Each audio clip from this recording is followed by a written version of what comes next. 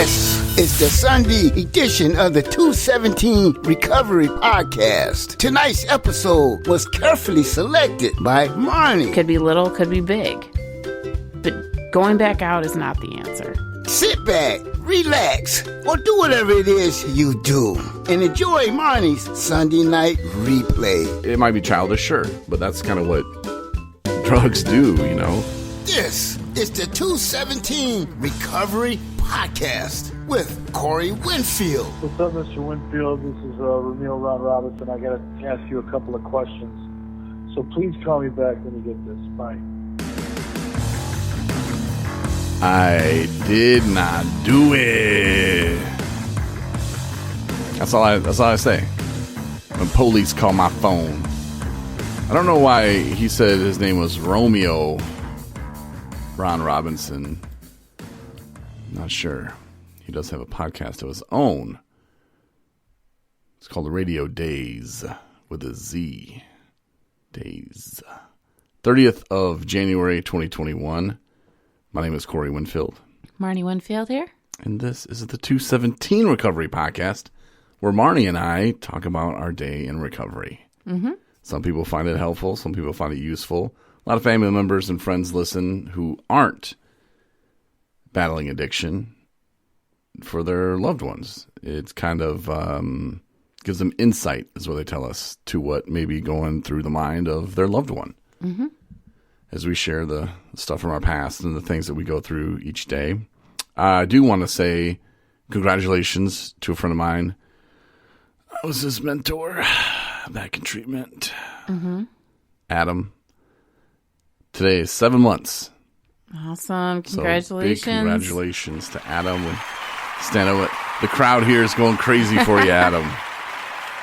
No, big congratulations. Adam, it reminds me of some of the things that I went through. I remember when I first met Adam in the treatment center. He came in, and it was real off to himself. Like, he was real, just not shy, but just didn't want to be there. Just had this to him. Like, I didn't like that. So I went right up to him and was like, hey, man, we're playing cards in there. You want to play? And he's like, no, I don't. You know, and he was real bitter. But he did kind of open up. And, you know, like I said, I was his mentor. Like a couple days later, I was like, oh, great, I got that guy. The mean guy who doesn't want to talk to anybody. But he, I consider Adam a friend. He was in our fantasy football league as well. Mm-hmm. And you took him out first week of the playoffs, thank God, because I did not want to face his team. His team was stacked. And your team just went the F off and beat him. And I was just like, thank you. So, you did all my heavy work in the fantasy football playoffs. You're welcome. In the 217 Recovery League. But Adam, though, he has his ups and downs. He did in the past, but he's actually, this time around, doing things, I think, that are more productive for him. He's had some unfortunate things happen in his personal life, but he's made the most of them. Mm-hmm. And I think he's understanding that, what can I control about the situation? Drinking's, throw that out the window. That's not an option. We all know that's not going to make anything better. That whole, oh man, just to get a buzz, I can just do it one more time. That's a lie. Mm-hmm. The buzz isn't even that good. Mm-hmm. Especially compared to living sober. And when you have, 6 months, like Adam today, 7 months, it just doesn't even compare to being as good as waking up sober, clear-headed, mm-hmm. and with that mindset of, okay, what can I do today to make myself better, as a person? Who can I help? What can I do? And I think Adam's finally kind of hitting that, and he's a recovery coach now. That's awesome. He took the training from FAN. So, like, Adam, I really would like to have him like part of our crew, what we do, and especially when we start needing more drivers, as I roll my eyes, people start figuring out what it is exactly that we do and what it is, and how it is funded. Like, NMRE has just been great to us, and that's our region's PIHP. Mm-hmm.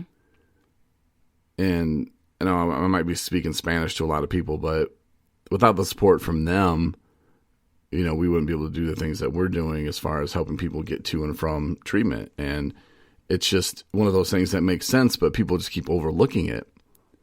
which drives me absolutely crazy. I just want to shake people and be like, don't you understand? Do you understand the words that are coming out of my mouth? Because people, I don't understand. It just baffles me. And then I realized too, that's what I had to realize when I was in treatment for, I don't know, maybe the 8th or 9th time, when I was so frustrated with the radio station I was working at. And the psychiatrist was like, well, do you know what your IQ is? I was like, man, I don't even know. I don't care. And he was like, no, your IQ is high. And that's probably part of the frustration for you. I was like, what do you mean? He's like, well, the people at the radio station, from how you describe them, don't sound like they're very intelligent. I'm like, no, they're not. He's like, well, their brains just cannot comprehend what you're telling them. It's not that they're bad people. It's just they can't figure it out. And it still took me a while to get through that and then to accept, the things the way that they are. Mm-hmm. And not everybody, and that's just a fact. Everybody can run around and say, everybody's equal. Okay, as far as like rights and what you should be offered, sure. But we're not equal, And I'm not talking about racism. I'm not talking about racist. I'm just saying, like, people, like Marney, you're different than I am. Mm-hmm. You're so much better at things. What? You're just so much better at, some things that I'm at, that I'm good at. And then vice versa, Mm-hmm. I'm better taking out the trash. I mean, everybody's different. That's what makes us unique. And like that saying, you're your own individual, just like everybody else, or you're unique, just like everybody else, and that's true. But I don't know. I just have to get over that and just accept it and try not to give up and explain it just one more time, or just try to figure out, okay, how can I dumb this down to make them understand it? It's clear English and writing right here. I'm not sure, but anyway, once all that stuff gets figured out, I would love to have Adam, as a driver. I think he would be a great coach. And, when you're taking somebody to treatment, it's tough, seeing the shape that they're in. And that's the reminder of, oh, God, I don't want to one drink and that's where I'm going to be. It's a quick reminder, and it's very sobering. And then when you take them home from treatment, and sometimes you get the same person, and wow, they're full of energy, and they're just telling you like, man, my life's not over, and here's the plans that I have for my family, and these are the things that I'm going to do for myself. And I had a guy the other day, and he was telling me this and that, and he said a few things that kind of raised some flags, and I don't think he even knew they raised flags, but I kind of worked around them with them. One of them is being codependent. And a lot of people don't realize it, but when you're doing things to make other people happy, mm-hmm. that's a clear sign of being codependent. And for example, like if you called, I don't have kids, but let's say I got out of treatment and my kids aren't talking to me. Dad, I'm talking to you. And then as I get to the end of my treatment, they start talking to me. So I get out of treatment and I call them and say, hey, look, I live in Michigan and you live in, I was going to say Indiana, but that's pretty damn close. You live in Colorado. Do you want me to move out there to be with you? You don't ask that. Mm-hmm. You do what you need to do, which I assume you want to be near your kids. So you move out to Colorado. It's like those kind of decisions you don't leave up to other people. You're not going to move to Colorado because it's going to make them happy. You're going to move to Colorado because it's going to make you happy, and you're going to be with your kids, mm-hmm. or at least near them to where you can see them more often, baseball games, whatever.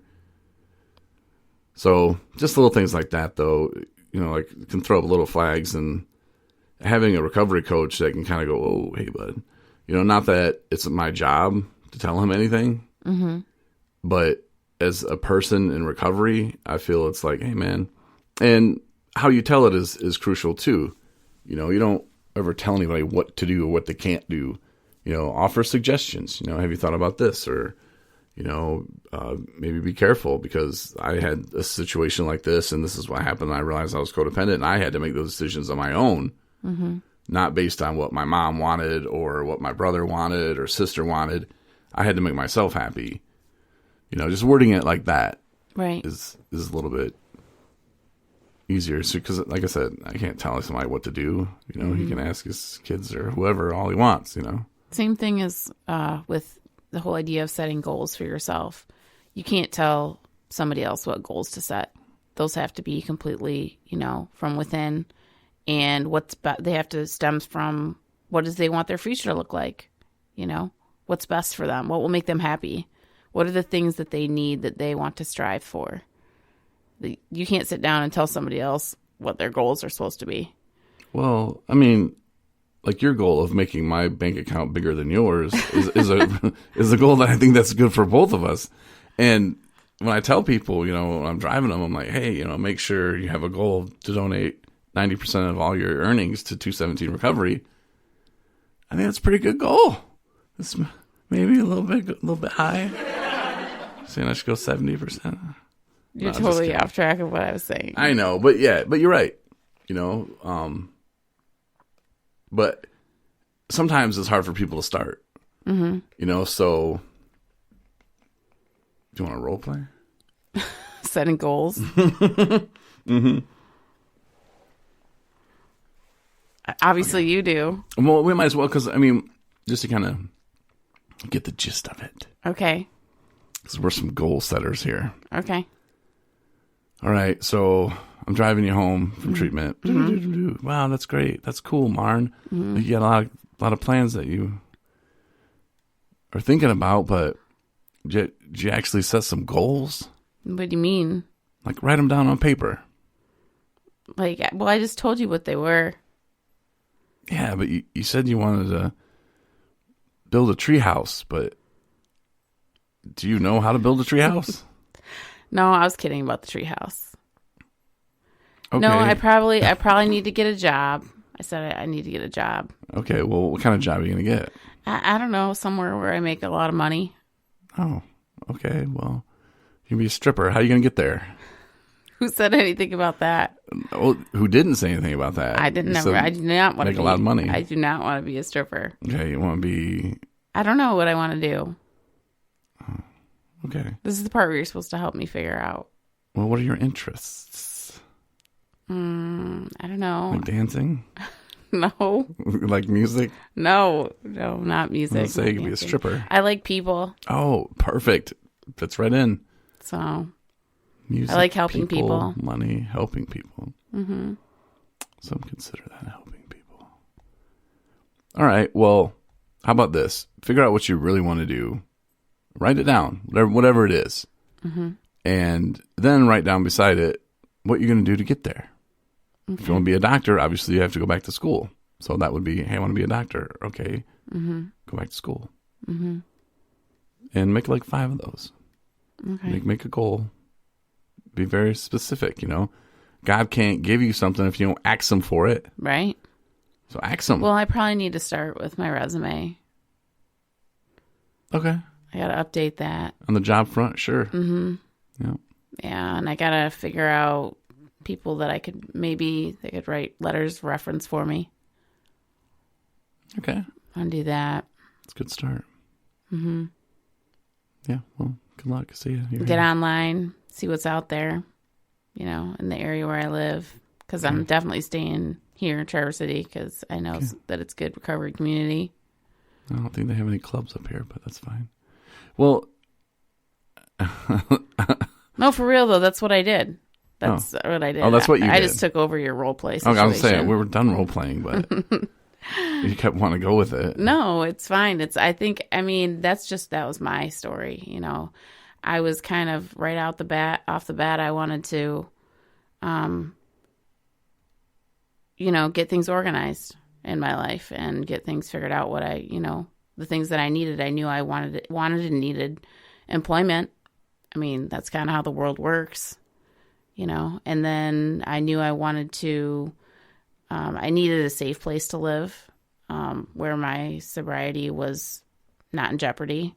So it needed to be with people that I trusted, roommates that I trusted, or if I could trust myself on my own. Well, see, that almost backfired on you.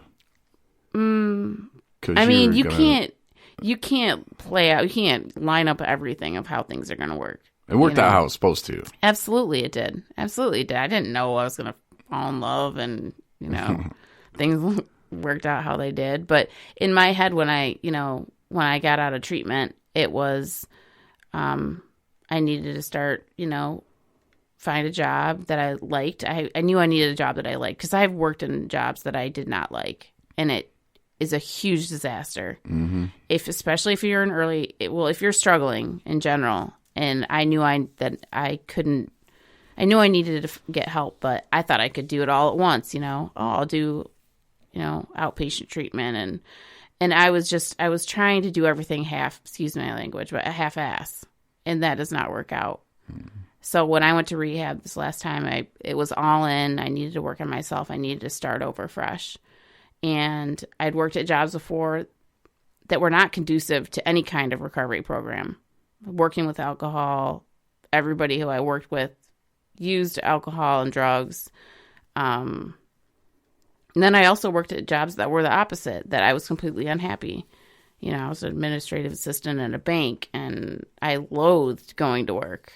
And I couldn't wait to get off. And, so I knew I needed to do something that was healthy for me and that I was excited about doing every day. And for me, I found a job working with other people in recovery, and it was a godsend. Not saying that was what everybody wants to do, but, and I don't make a ton of money, but I love what I do, and it makes me happy, and it keeps me sober. So little by little, I saved money, and I surrounded myself with people that were either in recovery or supported my recovery, family members and friends, and it was a small circle, and I was okay with that because that's how it needed to be for me. Some people say that maybe isn't that lonely? I don't have plans every night and 40 people that I can call my friends. No, I'm fine with that because having sincere and healthy relationships with people, a few people, is so much more fulfilling than having empty relationships with a lot, especially when they're unhealthy and they will take you down and you will have no one, because were they really your friends? I can tell you I had tons of numbers in my cell phone, and not one of them would do anything for me if I really absolutely needed it, unless it benefited them. And that's sad.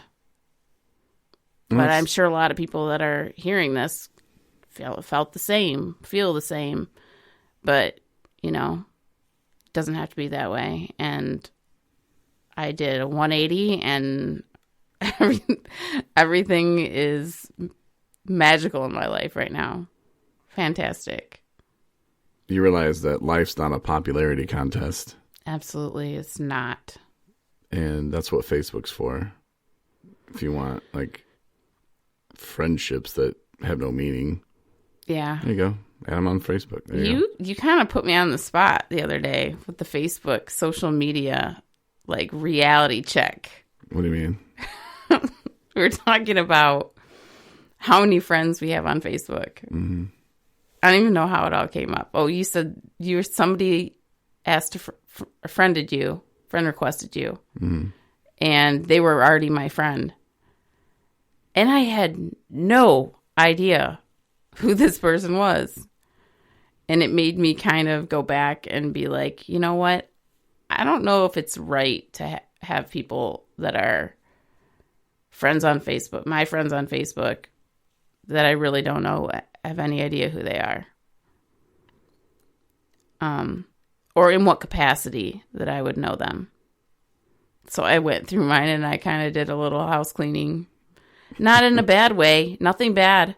Just if I did not know the person, and if the friends that they had that were mutual didn't know them either, then twice removed was yeah, I don't think I'm gonna. And not in a bad way, like I said, you gotta be careful who you add on Facebook.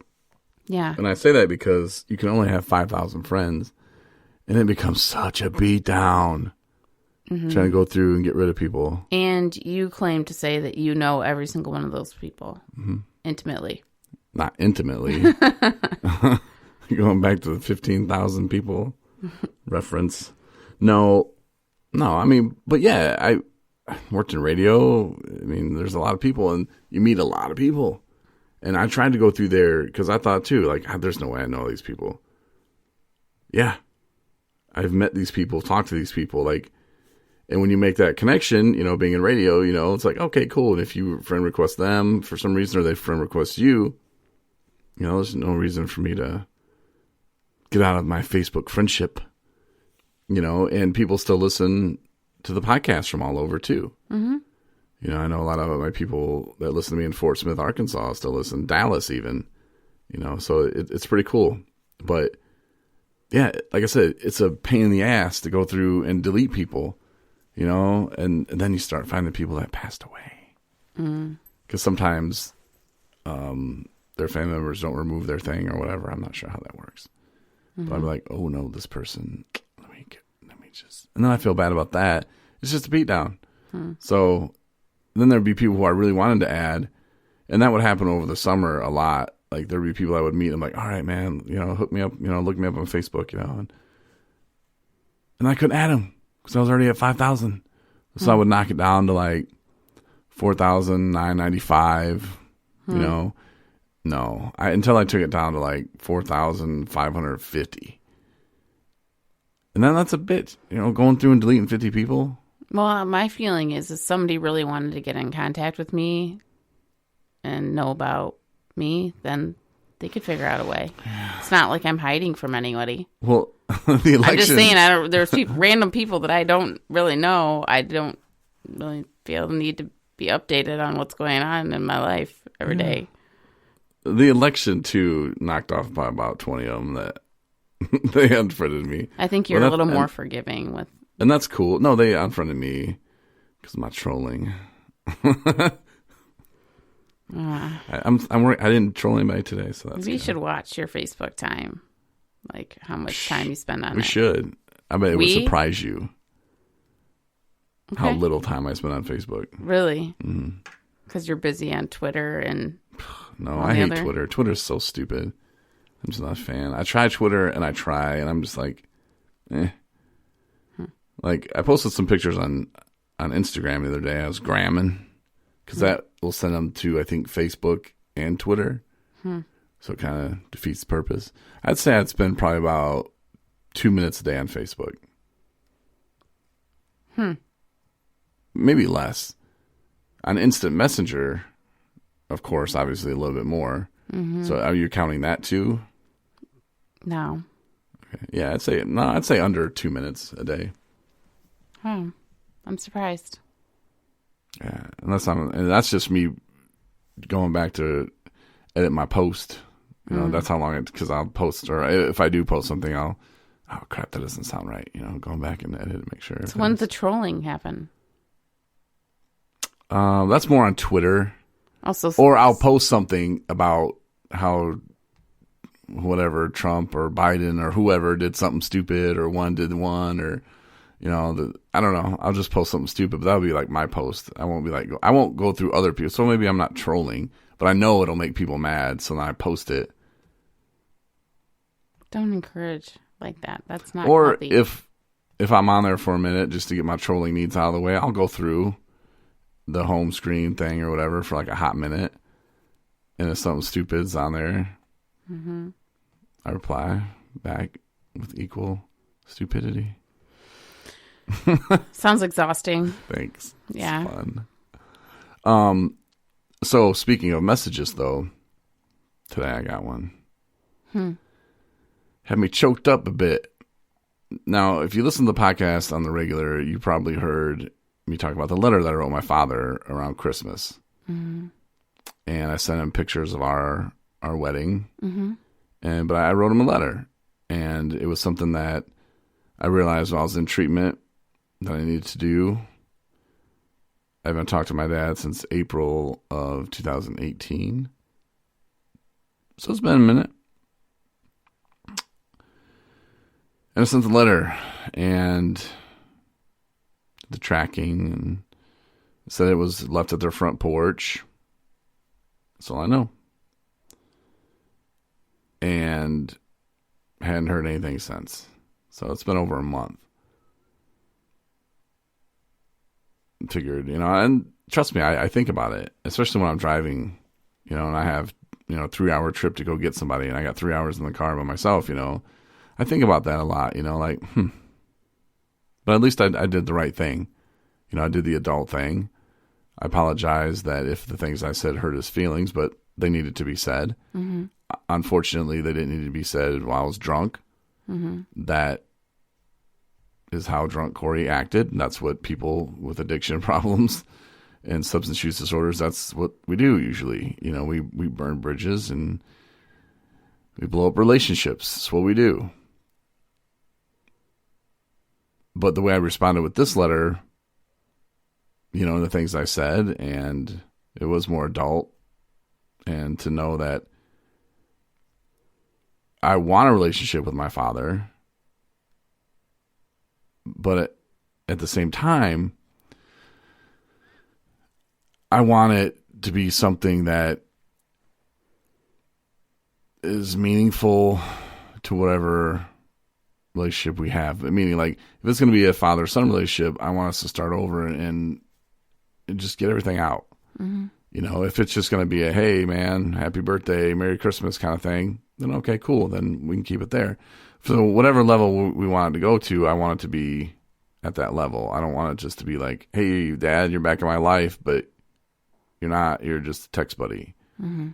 Like, I want to call him on Thursdays or,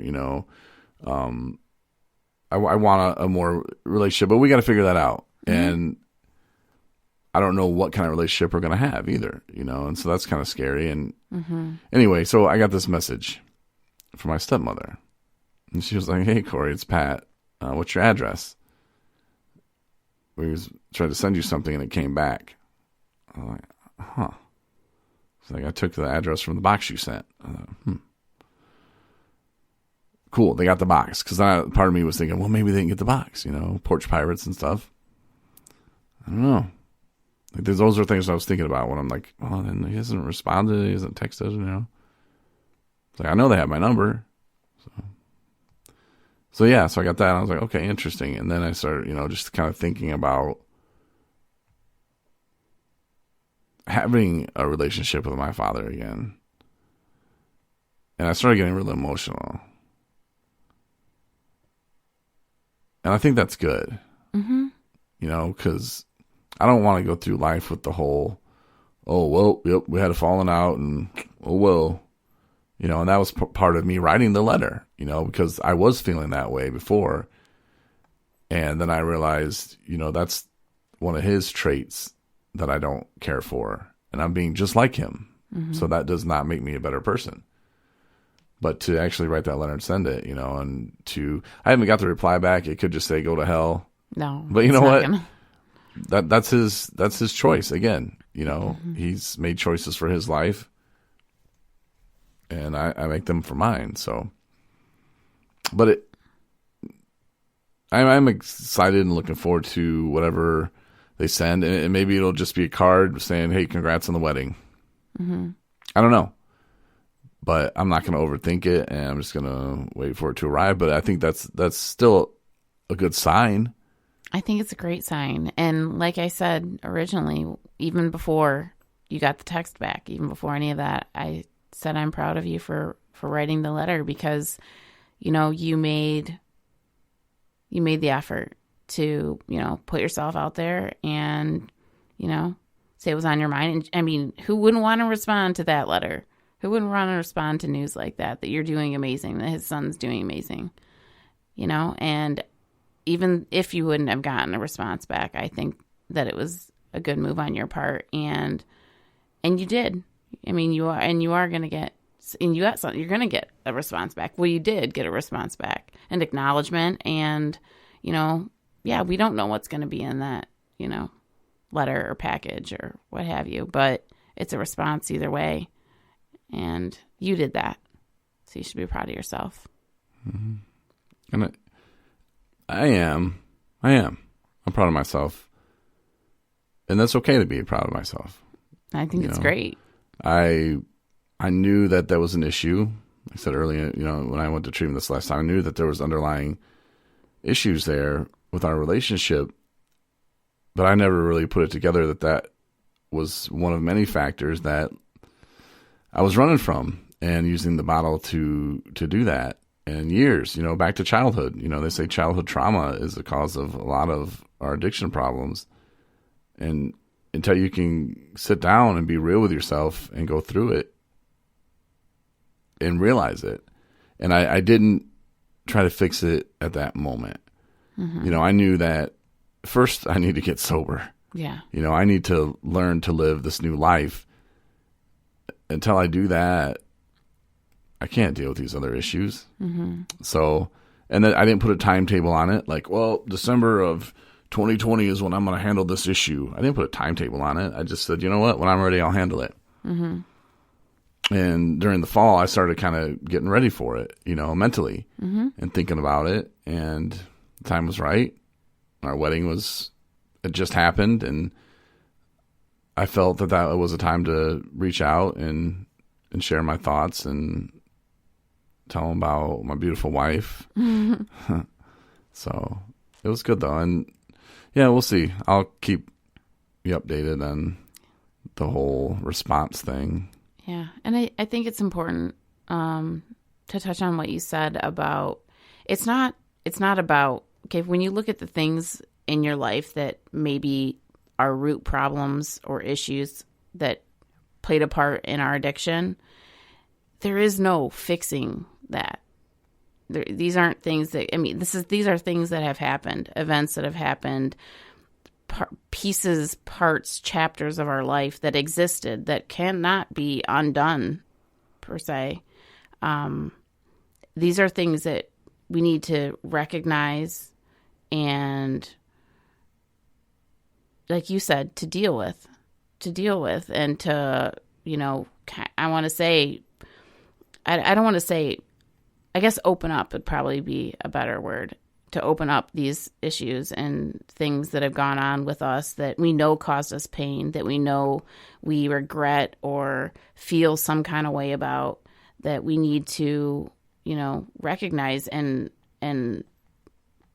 literally work through our feelings about it and how it is that we can kind of piece ourselves back together about it and feel okay about where things are at right now, because we can't change it.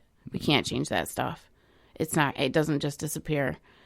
But shoving it in a corner and still feeling bad and awful and dark and negative about it, that is unhealthy. And that's the stuff that made me keep drinking, made me pick up drugs, is because I still I couldn't feel okay just being me because of stuff that, were issues with me. And, everybody still have issues, but it's a constant concept of working on you and working on being the better you and being accepting about celebrating the you that you are today. And that will keep you sober. That keeps me happy. Yeah, I've done crap in my life that I'm not proud of. Yeah, I've hurt people. Yeah, people have hurt me. But that's not who I am today. And I celebrate who I am today. And I love who I am today. I love where I'm at today. And a lot of it, 99.9% of it has happened because I'm sober. So, it's a win-win situation. But it's not easy. And it takes a long time. And it's a continuing thing. So, keep your head up and keep doing the work. You said accepting who you are today. And that pretty much is like accepting who you were then, too. For those things that you did that you can't take back. Yeah. Those horrible things. And it's hard. It's not fun. And it's, but it's part of it. It's part of it all. And, some people do this, work through it with the steps. Some people get therapy. Some people, talk to their priest. Some people have found recovery coaches. Some people have found mentors. There's all kinds of different ways, but you can't. I would suggest not trying. It can't be done all just within you and yourself by yourself. And like my dad, like I told him in that letter that I'm not like happy that I sent you that text and said all those mean things, but I'm sorry they hurt your feelings, but I'm not sorry that I sent it. I'm not sorry that it happened. It had to happen the way it did. Mm-hmm. And I bet you $3.58 Whoa. that if he was here today and he said, okay, Corey's been clean, sober for 2 years. Now, if he didn't send that text to you and he wouldn't be clean and sober today, would you rather have that version or would you rather have the version he sent you the text and he's clean and sober for 2 years and married and having a good little life? My dad would say, I'd rather take that text, you know. I guarantee you he would say that. Because I don't think he doesn't care about me. I just think there was issues, like I said, that I needed to work through. But he would say, yeah, you know, that text needed to happen. And I wasn't sure at first how he would take that statement of me saying, no, I'm not sorry that I sent the text. But, you know, those are the alternatives, you know, like what would you rather have? He would say, oh, I'll take the little drunk scolding, you know, which probably didn't make any sense. I'm not even sure. I don't remember exactly what I said in the text. I know it was nothing good. It wasn't like congratulating him for being the father of the year or anything. Right. And I was drunk, so you know how that goes. Yeah. Not one of my proudest moments, but at the same time, it had to happen. You know, and it was one of those things that clearly I was holding on to and regretting. But again, until you can come to terms with accepting it, then you can move on, and then you can accept who you are today. So, well, thank you for listening. I think that will conclude tonight's podcast. You can get us on any platform. Of course, you know that. Subscribe to us, though, on whatever you do listen to. And share it with your friends. If you know someone who's having a hard time, you know, maybe this episode hits home. Maybe one from last week where the Chinese people were trying to kill me, putting coronavirus in the ice cream. Whatever, man. There's different episodes, all with kind of different tones, but this one was a fun one for me tonight. I got to talk about a lot of cool things, and congrats to Adam once again. Yes, absolutely. Congratulations. Yeah, big time. For real. Keep it up. Well, check out our website, which is lovely, and I'm going to take the wedding off tomorrow. Okay. The video. So if you haven't seen the video, check it out. 217recovery.com/wedding. It'll be there forever, but it'll be off the main page tomorrow or today when you listen. So 217recovery.com. Have a good day, and we'll have another episode coming up. Thanks, everybody. Thanks for listening to the 217 Recovery Podcast. For more episodes plus bonus features, download the 217 Recovery app.